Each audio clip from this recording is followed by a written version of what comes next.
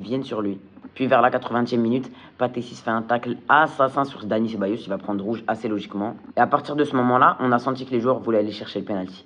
À la place d'essayer de marquer normalement dans le jeu, de pousser sur les actions, on sentait vraiment une envie de rechercher le penalty. Il y a eu pas mal d'occasions, il n'y était pas loin. Mbappé qui est tombé, bon, il y a des gens qui vont dire simulation. Vinicius aussi. Jusqu'à la 101e minute où Foulquier met un coup de pied dans le ventre à Brahim. Il y a péno, il est indiscutable. À la base, Mbappé voulait donner le ballon à Rodrigo. Rodrigo a préféré lui laisser, il met le but et il nous offre la victoire de 1. Passons maintenant au top et au flop de ce match pour le Real Madrid. Honnêtement, c'était dur de trouver des tops. Je peux pas mentir que j'ai un peu galéré. Mais en top, j'ai mis Courtois, des bons arrêts. Il a su nous garder dans le match au bon moment, sinon on aurait vraiment pu perdre. Et Vinicius, il met quand même un beau but. C'est le premier but du match. On sent qu'il était en confiance dans ce match et ça fait plaisir. Et ensuite, rien du tout. J'ai pour habitude de citer 3 flops et 3 tops. Je peux en citer que 2. Et encore Vinicius, j'ai été gentil parce que là, vraiment, il n'y en a pas. Et pour dire que le plus grand top, c'est le gardien, c'est un peu une honte. En premier flop, je vais mettre Camavinga. Trop de mauvais choix, trop de pertes de balles. Il y avait un manque de sérénité, un manque de lucidité.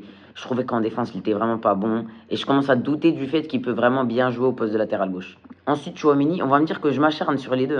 Mais à chaque fois, je trouve que Chouameni et Camavinga font des mauvais matchs. Chouameni, je l'ai trouvé trop brouillon. Souvent, il n'était pas placé au bon endroit. Il se faisait souvent prendre dans le dos. Il se faisait avoir bêtement. On a failli se prendre beaucoup de buts de sa faute. Et ensuite, Mastantuono. Si je dis que Chouameni est brouillon, Mastantuono, je sais même pas ce qu'il est. Et je comprends pas comment on peut avoir des joueurs comme Rodrigo sur le banc et mettre Mastantuono. Honnêtement, c'est incompréhensible. Après tout ça, il y a quand même des bonnes nouvelles. Comptablement, le Real revient à 1 point du Barça. Et ça, c'est vraiment une excellente opération, surtout en voyant le calendrier assez favorable qui nous attend les prochaines semaines. Le Barça a un calendrier un peu plus compliqué que le nôtre pour le prochain match, mais ils ont quand même un calendrier assez simple et il faudrait vraiment pas faire de faux pas pour pas les laisser s'envoler. Bon, voilà, c'est la fin de cette vidéo. Si elle vous a plu, n'hésitez pas à liker, à commenter et à vous abonner. Moi, je vous dis à la prochaine. À plus.